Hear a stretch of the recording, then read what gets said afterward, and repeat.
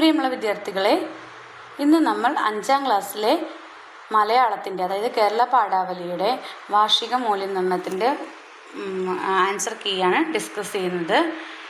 അപ്പോൾ മക്കളാദ്യമായി ചാനൽ കാണുന്നെങ്കിൽ channel subscribe ചെയ്യണേ. അപ്പോൾ നമുക്ക് വീഡിയോയിലേക്ക് കിടക്കാം. നോക്കൂ, ഫസ്റ്റ് പ്രവർത്തനം 1, വായിക്കാം എഴുതാം. എന്ത് തന്നിരിക്കുന്നത്? സമ്മാനം എന്ന് പറയുന്ന ഒരു കവിതയാണ് തന്നിരിക്കുന്നത്. ഓണത്തുമ്പികൾ പൂമ്പാറ്റകളും താണു പറക്കും മലയാളം, വാഴപ്പൂവിൻ നെല്ലി വിടർത്തി തേൻ നുണയുന്നൊരു അണ്ണാനും, ചപ്പില ചക്കി കലപില കൂട്ടി ചെപ്പുകിലക്കും മൈനകളും, മൂളി മുരണ്ടു വരുന്നൊരു വണ്ടിനു വഴി കാട്ടുന്നൊരു പൂങ്കാറ്റും, കുഞ്ഞു ചിലങ്ക കിലുക്കിത്തുള്ളി പാഞ്ഞൊഴുകും പൂഞ്ചോലകളും, പുത്തനുടുപ്പുമണിഞ്ഞു ചിരിക്കും പൂമണമേന്തിയ പൂവുകളും, അങ്ങകലത്തിലിരുന്നു ചിരിക്കും കുഞ്ഞി മുത്തം തന്നേപ്പോ, അത്തം പത്തിനു മുത്തം വാങ്ങാൻ മുത്തേ വാവ മലനാട്ടിൽ. എം വിജയലക്ഷ്മിയുടെ സമ്മാനം എന്ന കവിതയിലെ കുറച്ച് വരികളാണ് നിങ്ങൾക്ക് തന്നിരിക്കുന്നത്. ഇനി ഈ കവിത ശരിക്കും വായിച്ചിട്ട് നിങ്ങളോട് താഴെയുള്ള ക്വസ്റ്റ്യൻസിന് ഉത്തരം എഴുതാനാണ് പറഞ്ഞിരിക്കുന്നത്. ഒന്നാമത്തെ ക്വസ്റ്റ്യൻ, മലയാള നാട് എന്നതുകൊണ്ട് ഉദ്ദേശിക്കുന്നത് എന്താണ്? മലയാള നാട് ഏതാണ്? മലയാള നാട് നമ്മുടെ നാടാണ്. ഏതാണ്? ഭൂമി, കേരളം, പൂഞ്ചോല, മാമലകൾ. ഏതാണ് മക്കളെ? കേരളം. ഇനി ബി ക്വസ്റ്റ്യൻ നോക്കൂ. രണ്ടാമത്തെ ക്വസ്റ്റ്യൻ നോക്കൂ. വാഴപ്പൂവിൻ്റെ തേൻ നുണയുന്നത് ആരാണ്? വാഴപ്പൂവിൻ്റെ തേൻ നുണയുന്നത് ആരാണ്? ഇതിനകത്ത് പറഞ്ഞിട്ടുണ്ട്. വാഴപ്പൂവിൻ്റെ തേൻ നുണയുന്നത് ആരാണ്? വാഴപ്പൂവിനല്ലി വിടർത്തി തേൻ നുണയുന്ന ഒരണ്ണാനും. അണ്ണാൻ അല്ലേ? അപ്പം ആരാണ് കഴിക്കുന്നത്? അണ്ണാനാണ് കഴിക്കുന്നത്. ഇനി മൂന്നാമത്തത്, ഈ കവിതയിൽ വണ്ട് വരുന്നതിനെ എങ്ങനെ വിശേഷിപ്പിച്ചിരിക്കുന്നു? വണ്ട് വരുന്നത് എങ്ങനെയാണ്? മൂളി മുരണ്ടു വരുന്നൊരു വണ്ടിനു അല്ലേ? മൂളി മുരണ്ടു വരുന്ന. അപ്പം എങ്ങനെയാണ്? മൂളി മുരണ്ട്. ഇവിടെ കലപില കൂട്ടി തന്നിട്ടുണ്ട്, കിലുക്കിത്തുള്ളി തന്നിട്ടുണ്ട്, ചിരിച്ച് തന്നിട്ടുണ്ട്. അത് മൂന്നുമല്ല, മൂളി മുരണ്ട്. അപ്പോൾ കവിത വായിക്കുമ്പോൾ തന്നെ നിങ്ങൾക്ക് ഉത്തരങ്ങൾ അതിൽ നിന്ന് കിട്ടും. അപ്പോൾ ഉത്തരങ്ങൾ ശ്രദ്ധയോടെ വായിക്കുക, കവിത നന്നായി വായിക്കുക. നാലാമത്തത്, പൂഞ്ചോലയുടെ പ്രത്യേകത എന്താണ്? എന്താണ് പൂഞ്ചോലയുടെ പ്രത്യേകത? ചിരിക്കുന്നു, പൂമണമേന്തുന്നു, മുത്തം നൽകുന്നു, ചിലങ്ക കിലുക്കുന്നു. എന്താണ് പൂഞ്ചോലയുടെ പ്രത്യേകത? എന്താണ്? കുഞ്ഞു ചിലങ്ക കിലുക്കിത്തുള്ളി പാഞ്ഞൊഴുകും പൂഞ്ചോലകളും അല്ലേ? എന്താണ് പൂഞ്ചോലയുടെ പ്രത്യേകത? കുഞ്ഞു ചിലങ്ക കിലുക്കി. അപ്പം എന്താണ്? ചിലങ്ക കിലുക്കുന്നു. എന്താണ്? ചിലങ്ക കിലുക്കുന്നു. ഇനി അഞ്ചാമത്തത്, പുത്തനുടുപ്പ് അണിഞ്ഞു നിൽക്കുന്നത് ആരാണ്? പുത്തനുടുപ്പ് അണിഞ്ഞു നിൽക്കുന്നത് ആരാണ്? പൂവ്, പൂഞ്ചോല, പൂങ്കാറ്റ്, മൈന. ആരാണ് പുത്തനുടുപ്പ് നിൽക്കുന്നത്? പുത്തനുടുപ്പും അണിഞ്ഞു ചിരിക്കും പൂമണമേന്തിയ പൂവുകളും. അപ്പം പുത്തനുടുപ്പ് അണിഞ്ഞു നിൽക്കുന്നത് ആരാണ്? പൂവാണ്. പൂഞ്ചോലയോ പൂങ്കാറ്റോ മൈനയോ ആണോ? അല്ല. ആരാണ്? പൂവാണ്. പ്രവർത്തനം 2 ജീവചരിത്രക്കുറിപ്പ് എഴുതാനാണ് പറഞ്ഞിരിക്കുന്നത്. കുഞ്ചൻ നമ്പ്യാർ. കുറച്ച് ഹിൻറ്റുകൾ നിങ്ങൾക്ക് തന്നിട്ടുണ്ട്, അതെല്ലാം കൂട്ടിച്ചേർത്ത് നിങ്ങൾ എഴുതിയാൽ മതി. എങ്ങനെയാണ്? എന്തൊക്കെ തന്നിരിക്കുന്നത്? അദ്ദേഹം ജനിച്ച സ്ഥലം തന്നിട്ടുണ്ട്. പാലക്കാട് കിളിക്കുറിശി മംഗലത്താണ് ജനിച്ചത്. അദ്ദേഹം തുള്ളൽ പ്രസ്ഥാനത്തിൻ്റെ ഒരു ഉപജ്ഞാതാവാണ്, ജനകീയ കവിയാണ്, ഫലിത സാമ്രാട്ടാണ്. അദ്ദേഹത്തിൻ്റെ കൃതികളാണ് ഘോഷയാത്ര, കല്യാണ സൗഗന്ധികം, സഭാപ്രവേശം, കീചകവധം. പിന്നെ നർമ്മത്തിൽ പൊതിഞ്ഞ സാമൂഹ്യ വിമർശനമാണ് അദ്ദേഹത്തിൻ്റെ പ്രധാന ഇത്. പിന്നെ ഗതികെട്ടാൽ പുലി പുല്ലും തിന്നും, ദീപസ്തംഭം, മഹാശ്ചര്യം, അതൊക്കെ അദ്ദേഹത്തിൻ്റെ ആ ഫലിതത്തിന് ഉദാഹരണങ്ങൾ ആണ്. അപ്പോൾ ഇതിങ്ങനെ കൂട്ടിച്ചേർത്തിട്ട് എഴുതാനാണ് പറഞ്ഞിരിക്കുന്നത്. അപ്പോൾ ഇതിൻ്റെ ഒരു ഓർഡറിൽ നിങ്ങൾ എഴുതുക. അപ്പം ഞാനൊരു ഉദാഹരണം കാണിച്ചു തരാം. കുഞ്ചൻ നമ്പ്യാർ 18ാം നൂറ്റാണ്ടിലെ പ്രമുഖ മലയാള ഭാഷാ കവിയാണ് കുഞ്ചൻ നമ്പ്യാർ. അത് കഴിഞ്ഞിട്ട് നമ്മൾ എഴുതേണ്ടത് പാലക്കാട് കിളിക്കുറിശി മംഗലത്താണ് അദ്ദേഹത്തിൻ്റെ ജനനം എന്നുള്ളതാണ്. അതിനുശേഷം തുള്ളൽ പ്രസ്ഥാനത്തിൻ്റെ ഉപജ്ഞാതാവാണ്, ഫലിത സാമ്രാട്ടാണ്, നർമ്മത്തിൽ പൊതിഞ്ഞ സാമൂഹ്യ വിമർശനമാണ് അദ്ദേഹത്തിൻ്റെ കൃതികളുടെ മുഖമുദ്ര എന്ന് പറയുന്നത്.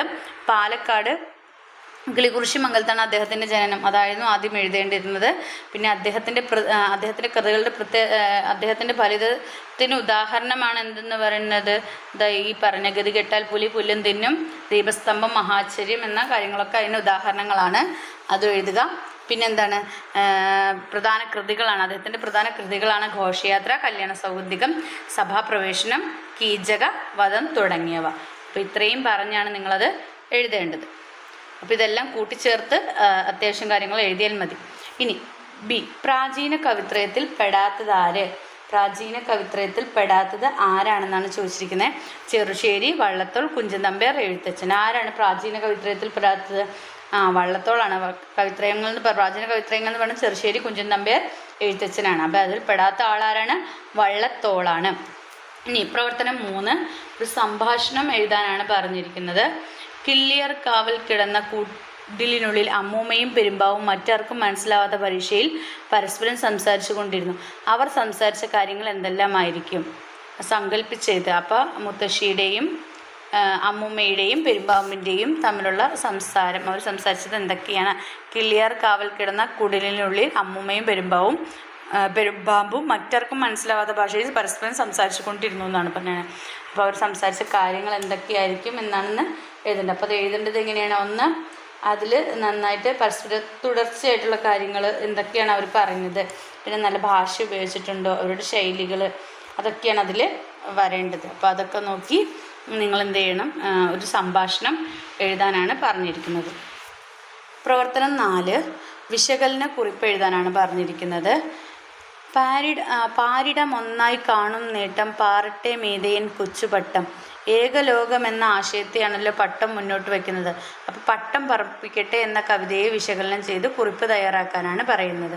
അപ്പോൾ ഏകലോകം, എല്ലാവർക്കും എന്താണ്, ഒറ്റ ലോകം എന്ന ആശയത്തെയാണ് പട്ടം മുന്നോട്ട് വയ്ക്കുന്നത്. അപ്പോൾ പട്ടം പറപ്പിക്കട്ടെ എന്ന കവിതയെ വിശകലനം ചെയ്ത് കുറിപ്പ് തയ്യാറാക്കാനാണ് പറഞ്ഞിരിക്കുന്നത്.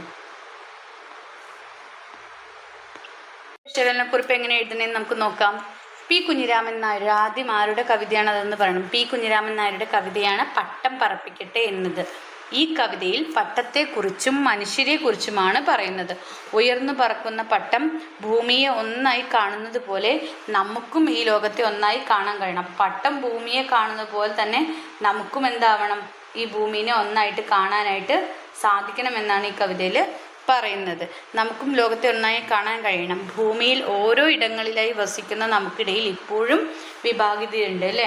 അപ്പോൾ ഭൂമിയിൽ പല സ്ഥലത്ത് താമസിക്കുന്ന നമുക്കിടയിൽ ഇപ്പോഴും അങ്ങോട്ടും ഇങ്ങോട്ടും ഒരു അകൽച്ച അല്ലെങ്കിൽ ഒരു വ്യത്യാസങ്ങൾ, വിഭാഗീയത ഉണ്ട്. വർണ്ണവർഗ വ്യത്യാസങ്ങൾ ഇല്ലാതായി കാണാൻ ആഗ്രഹിക്കുകയാണ് ഈ കവിതയിൽ കവി. മനുഷ്യരും പട്ടത്തെ പോലെയാകണമെന്നും മനുഷ്യർ എല്ലാവരും ഒന്നിച്ചു നിന്നാൽ ഭൂമിയിലെ ഭംഗി വർദ്ധിപ്പിക്കുമെന്നും ഈ കവിതയിൽ പറഞ്ഞു വയ്ക്കുന്നു. അപ്പോൾ ഈ കവിതയിലെ ആശയം തന്നെ എന്താണ്? എല്ലാവർക്കും ഒരുപോലെ അല്ലേ? അതാണ് ഇവിടെ സൂചിപ്പിക്കുന്നത് തന്നെ.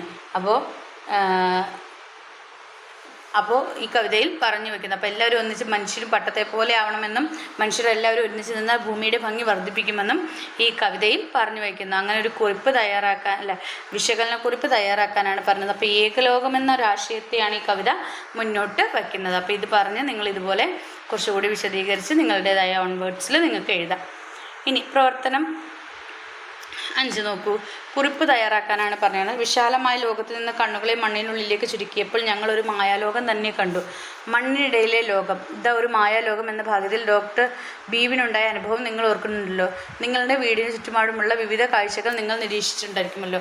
നിങ്ങൾ കണ്ട കാര്യങ്ങൾ ഉൾപ്പെടുത്തി ഒരു കുറിപ്പ്. ഇത് നിങ്ങൾ കണ്ട ഒരു കാര്യങ്ങളെക്കുറിച്ച് നിങ്ങൾ കുറിപ്പ് തയ്യാറാക്കാനാണ്. അപ്പം നിങ്ങൾക്കുണ്ടായിട്ടുള്ള അനുഭവം, നിങ്ങളുടെ വീടിന് ചുറ്റുമുള്ള വിവിധ കാഴ്ചകൾ, അതെന്തൊക്കെയാണ്, എത്രത്തോളം വർണ്ണവിസ്മയമാണത്, അല്ലെങ്കിൽ അത് എന്തൊക്കെയാണ് എന്നുള്ളത് നിങ്ങളുടേതായ ഭാഷയിൽ നിങ്ങളുടെ വിശകലന കുറിപ്പ് തയ്യാറാക്കാനാണ് പറഞ്ഞിരിക്കുന്നത്.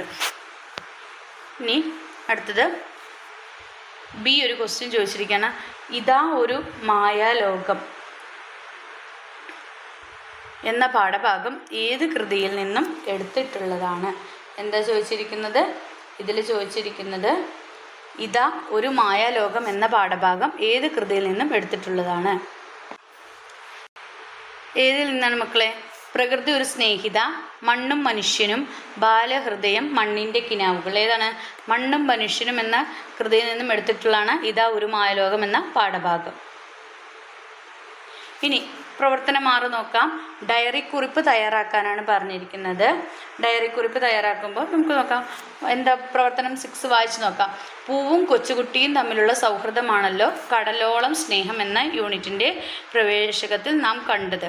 പൂവും കുട്ടിയും തമ്മിൽ ധാരാളം കഥകൾ പങ്കുവച്ചു. പിറ്റേ ദിവസം രാവിലെ പൂവ് കൊഴിഞ്ഞു കിടക്കുന്നത് കണ്ടു. അത് അവളെ സങ്കടപ്പെടുത്തി. അന്നേ ദിവസം അവൾ എഴുതാനിടാനുള്ള ഡയറി കുറിപ്പ്. അപ്പോൾ ഡയറി കുറിപ്പ് എഴുതുമ്പോൾ നിങ്ങൾ എന്താണ് ഒരു കോളൊക്കെ വെച്ചിട്ട് ദിവസവും തീയതിയും എഴുതുക. എന്നിട്ട് ഇന്ന് എനിക്ക് എന്താണ് വളരെയധികം സങ്കടമുള്ള ഒരു ദിവസമായിരുന്നു. ഞാൻ ഇന്നലെയും കൂടി എന്താണ് പൂവിനെ കണ്ടതാണ്. ഞങ്ങൾ ഒരുപാട് കാര്യങ്ങൾ പങ്കുവച്ചതാണ്. ഞങ്ങൾ ഒരുപാട് കഥകൾ തമ്മിൽ പങ്കുവച്ചിട്ടുണ്ട്. എനിക്ക് അവളെ ആ പൂവിനെ ഭയങ്കര ഇഷ്ടമായിരുന്നു. അവന് നല്ല ഭംഗിയായിരുന്നു കാണാൻ അല്ലേ. അപ്പോൾ പിറ്റേ ദിവസം ഇന്ന് ഞാൻ നോക്കുമ്പോൾ ആ പൂവ് എന്ത് ചെയ്യണം, കൊഴിഞ്ഞു കിടക്കുന്നു. അതെന്നെ വളരെയധികം സങ്കടപ്പെടുത്തി. എനിക്ക് ആ സങ്കടം സഹിക്കാവുന്നതിനപ്പുറമാണ് എന്നൊക്കെ പറഞ്ഞ് എന്താണ് ഒരു ഡയറി എഴുതാനാണ് പറഞ്ഞിരിക്കുന്നത്. അപ്പോൾ മക്കൾക്കറിയാവുന്ന പോലെ നിങ്ങളുടെ ഡയറി എഴുതാം. ഇനി അവർ പങ്കുവച്ച കഥകളൊക്കെ പറഞ്ഞിട്ട് നിങ്ങൾക്ക് എഴുതാം. ഇനി ബി, എനിക്ക് മുകളിലോട്ട് കയറണം, പന്തലിട്ട് തരണം, പൂക്കണം, കായ്ക്കണം.